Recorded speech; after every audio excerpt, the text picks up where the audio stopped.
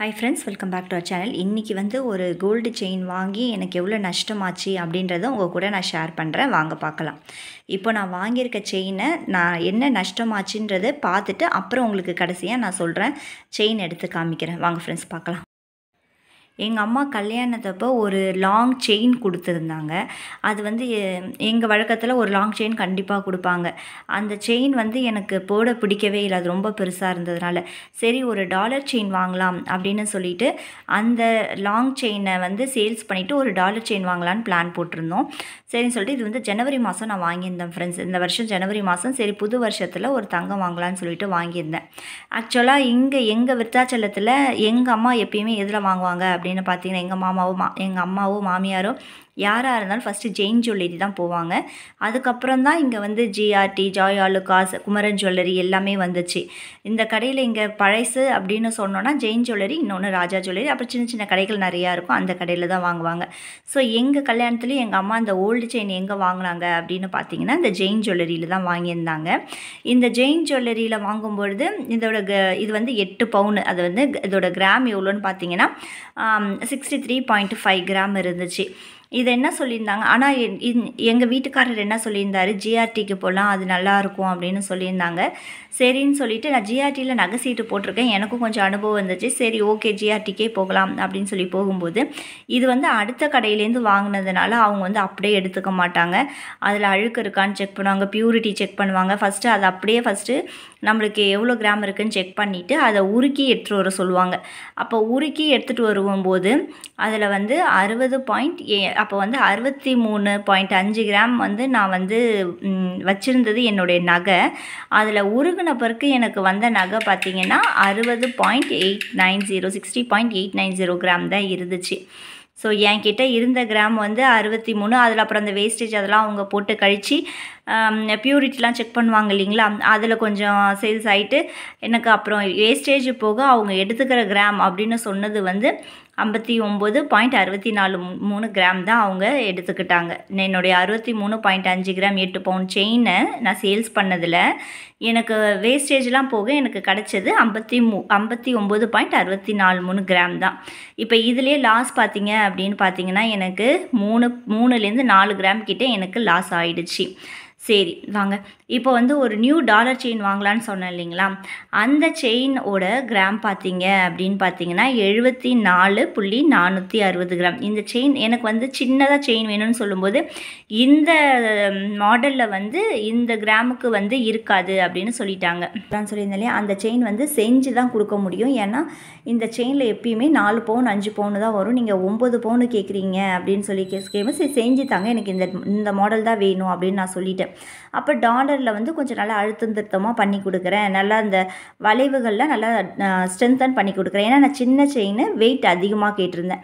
சரி ஓகே அப்படின்னு சொல்லிட்டேன். ஸோ இப்போ வந்து நியூ கோல்டு நான் வாங்கினது வந்து பார்த்திங்கன்னா 76.461 கிராம் வந்து நான் வாங்கியிருக்கிறேன் ஃப்ரெண்ட்ஸ். இப்போ ஓல்டு செயின் வந்து நான் ஜெயின் ஜுவல்லரியில் வாங்கினதுனால ஜிஆர்டியில் இங்கே வந்து நான் வந்து வாங்கினேன் புதுவுன்னு பார்த்தீங்கன்னா ஜிஆர்டியில் வாங்கினேன். இவங்க ஜிஆர்டியில் என்ன சொல்லிட்டாங்க, அவங்க கடையில் வாங்கினா மட்டும்தான் அவங்க நகையை அப்படியே எடுத்துப்பாங்க. மற்ற கடையிலேருந்து எடுத்தாங்கன்னா அந்த இருக்க வேஸ்டேஜ் எல்லாம் கழித்து அதுக்கப்புறம் அவங்க ஒரு கிராம் சொல்லுவாங்க. அதை உருகி எடுத்துகிட்டு வந்து அதில் அழுக்கு இருந்துச்சுன்னா அதனால் எனக்கு ஆஃப்டர் வேஸ்டேஜ் வந்து எனக்கு கிடச்ச கிராம் வந்து பார்த்திங்கன்னா 59.64 கிராம். ஸோ இதிலே வந்து 3 to 4 கிராம் எனக்கு வேஸ்ட் ஆகிடுச்சு.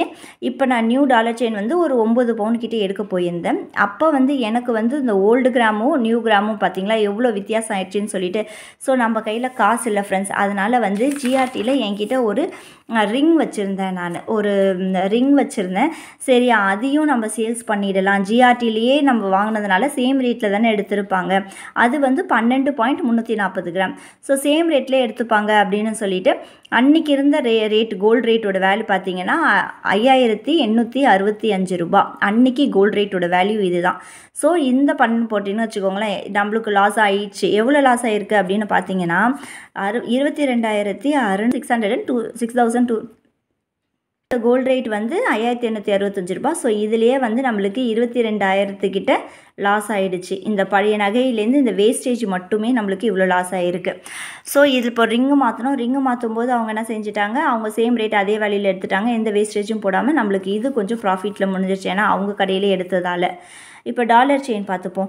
இந்த டாலர் செயின் நம்ம வாங்கினது பார்த்திங்கன்னா 64 கிராமு. 64 கிராமு அன்னியோட ரேட் வந்து 500-865. ஆனால் அந்த வேஸ்டேஜ் பாருங்கள், வேஸ்டேஜ் தான் ஃப்ரெண்ட்ஸ் அதிகம். 58,000 வந்துருக்கு வேஸ்டேஜ். ஆனால் இது வந்து கரெக்டான வேஸ்டேஜ் கிடையாது, இன்னும் அதிகமாக தான் போச்சு எனக்கு வேஸ்டேஜில்.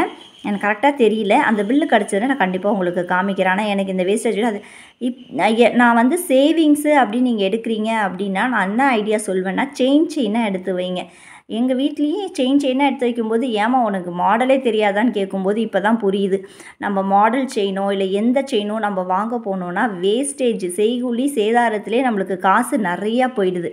அதனால தான் செயினாக எடுத்து வைப்பாங்க வீட்டில். இப்போ நான் இந்த மாற்ற போய் எனக்கு அம்மா பெரிய லாஸ் ஃப்ரெண்ட்ஸ். அழகாக செயினாகவே நான் வச்சுருந்துருக்கலாம். சரி, ஆசைப்பட்டு ஒரு டாலர் செயின் வாங்கணும்னு ஆசைப்பட்டேன். சரி பரவாயில்ல. இப்போ இந்த எக்ஸ்ட்ரா வந்து 12,745 ரூபா ஆகிடுச்சு. இதோட காசு வந்து 4,95,664. ஸோ நான் அந்த அதுக்கு ஜிஎஸ்டி 33% வரும் இல்லையா, 3% ஜிஎஸ்டி. ஸோ இங்கே வாங்க போய் எனக்கு டாலர் செயினுக்கு எவ்வளோ வந்துச்சு அப்படி பார்த்தீங்கன்னா 5,23,000 சொச்சம் வந்துடுச்சு ஃப்ரெண்ட்ஸ். ஸோ இதுக்கு என்னால் ஃபுல் காசு எடுக்க முடியாதுன்னு சொல்லிட்டு தான் கையில் வச்சுருந்த கிராம் மோதிரத்தை விற்றேன். அது ஜிஎஸ்டிலே, அது வந்து ஜிஆர்டிலே வாங்கினதுனால நம்மளுக்கு வந்து ஈஸியாக போயிடுச்சு கணக்கு.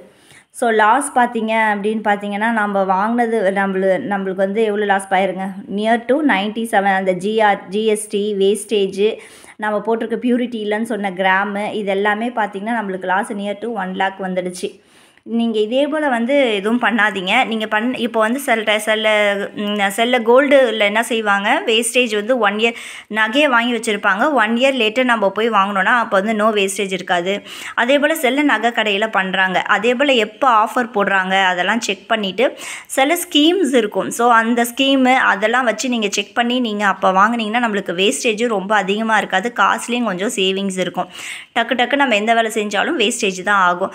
ஸோ நீங்கள் அதை செக் பண்ணிக்கிட்டு இதே போல் வந்து நகை வந்து 1 year கழிச்சு வாங்கினா வேஸ்டேஜ் இருக்காது, செய்கூலி சேதாரம் இல்லாமல் இதை உங்களுக்கு வந்து நீங்கள் போடுற காசுக்கு அப்படியே நீங்கள் நகை எடுத்துக்கலாம் அப்படின்னு சொல்லிட்டு சில நகை கடையில் ஆஃபர்ஸ்லாம் தருவாங்க. அந்த ஆஃபர்ஸ் தரும்போது நீங்கள் வந்து கண்டிப்பாக போய் வாங்குங்க, கண்டிப்பாக உங்களுக்கு பெனிஃபிட்டாக இருக்கும். நான் வாங்கும்போது கோல்டு ரேட்டோட வேல்யூ வந்து 5,865 ரூபா. இன்னியோட கோல்டு ரேட் வேல்யூ பார்த்தீங்கன்னா 6,750 ரூபா. எவ்வளோ டிஃபர் வந்திருக்குது பாருங்கள் ஃப்ரெண்ட்ஸ். இந்த 3-4 மாதத்துக்குள்ளாரியே 885 ரூபா வித்தியாசம் ஆகிருக்குது ஒரு கிராமுக்கு. கோல்டோட ரேட் எப்படி ஏறுது பாருங்கள். நான் வந்து 5th ஜூலை 5வது ஜூலைனால இதோட கிராம் ரேட் வந்து 6,750 ரூபா. நான் ஜனவரி மாதம் வாங்கும்போது 5,865 ரூபா. தினம் வந்து கோல்டு ரேட் வந்து அதிகமாகிட்டே இருக்குது. ஸோ நீங்கள் சீட்டு கட்டுறது, அதே போல் சேவிங்ஸ் பண்ணணும் அப்படின்னு நினச்சிங்கன்னா கண்டிப்பாக நீங்கள் கோல்டில் இன்வெஸ்ட் பண்ணுங்கள். கண்டிப்பாக நம்மளுக்கு சேவிங்ஸாக தான் இருக்கும். ஆனால் வந்து எல்லாம் செயின் நம்ம மாடலாக பார்க்கணும் அப்படின்னு நினச்சோன்னா இந்த செய்கூலி சேதாரம் ஜிஎஸ்டி இதிலே வந்து நம்ம கோல்டு வந்து அடி வாங்கிடும். ஓகே ஃப்ரெண்ட்ஸ், வாங்க நான் என்ன நகை எடுத்தேன்னு இப்போ உங்களுக்கு நான் காமிக்கிறேன். ஆக்சுவலாக இந்த பாக்ஸில் இந்த செயின் தரல, எனக்கு வேறு பெரிய பாக்ஸில் கொடுத்துருந்தாங்க. இதெல்லாம் வந்து நல்லா அழுத்தம் திருத்தமாக வேணும், மெல்லிஸாக எனக்கு வேண்டாம், எனக்கு சின்ன டாலர் செயின் வேணும் ஆனால் நல்லா அழுத்தம் திருத்தமாக வேணும் அப்படின்னு சொல்லி கேட்டதுனால இது செஞ்சு எனக்கு கொடுத்தாங்க ஃப்ரெண்ட்ஸ். நல்லா இருந்துச்சு. இது எங்கள் ஹஸ்பண்ட் செலெக்ஷன் தான், நல்லா இருந்துச்சு. நல்லா அழுத்தம் திருத்தமாக இருக்கும், பார்க்குறதுக்கு வந்து ஒரு மாதிரி வெயிட்லெஸ்ஸாக இருக்கும். ஆனால் நீங்கள் தூக்கி பார்த்தீங்க இந்த நகையை அப்படின்னு பார்த்தீங்கன்னா கண்டிப்பாக உங்களுக்கு வந்து தெரியும் இது 9 பவுன் இருக்குன்னு சொல்லிட்டு. எனக்கு மெல்லிஸா வாங்குறதுல இஷ்டம் இல்லை ஃப்ரெண்ட்ஸ். ஏன்னா அது வந்து கொஞ்ச நாள் போட தான் முடியுது, அதுக்கப்புறம் அது அந்த அளவுக்கு கிளாரிட்டி இல்லை. இந்த நகை பார்த்திங்கன்னா வளையல், இதுவும் நான் ஜிஆர்டியில் வந்து நகை சீட்டு போட்டு எடுத்த வளையல் தான் ஃப்ரெண்ட்ஸ். நகை சீட்டு போடுங்க, கண்டிப்பாக வந்து நம்மளுக்கு யூஸ்ஃபுல்லாக இருக்கும். ஃபஸ்ட்டு வந்து நம்ம கிராமில் சேர்த்துக்கிட்டு இருந்தோம் நகை சீட்டு, இப்போ கிராம் வந்து நிறுத்திட்டாங்க. ஸோ அதனால் வந்து குமரன் ஜுவல்லரியில் வந்து போன அக்ஷய திருதிக்கு ஒரு ஆஃபர் போட்டிருந்தாங்க. என்ன ஆஃபர் அப்படின்னு பார்த்தீங்கன்னா, அன்னைக்கு ஒரு நாள் மட்டும் நம்ம நகை சீட்டு சேர்த்துருந்தோம் அப்படின்னா கிராமில் சேர்ப்போம், பணத்தில் சேர்க்க மாட்டாங்க அப்படின்னு சொல்லிட்டு. இதே போல் வந்து ஆஃபர்ஸ் வந்து எந்த நகை கடையில் நான் வேலிட் நகை கடையான்னு செக் பண்ணிக்கோங்க. செக் பண்ணிவிட்டு கண்டிப்பாக வந்து நீங்கள் நகை கடை போடுங்க, கண்டிப்பாக உங்களுக்கும் நகை சேரும். ஓகே ஃப்ரெண்ட்ஸ், பார்த்ததுக்கு ரொம்ப நன்றி. பிடிச்சிருந்தேன்னா லைக் பண்ணுங்கள், ஷேர் பண்ணுங்கள், மறக்காமல் சப்ஸ்கிரைப் பண்ணுங்கள். தேங்க்யூ.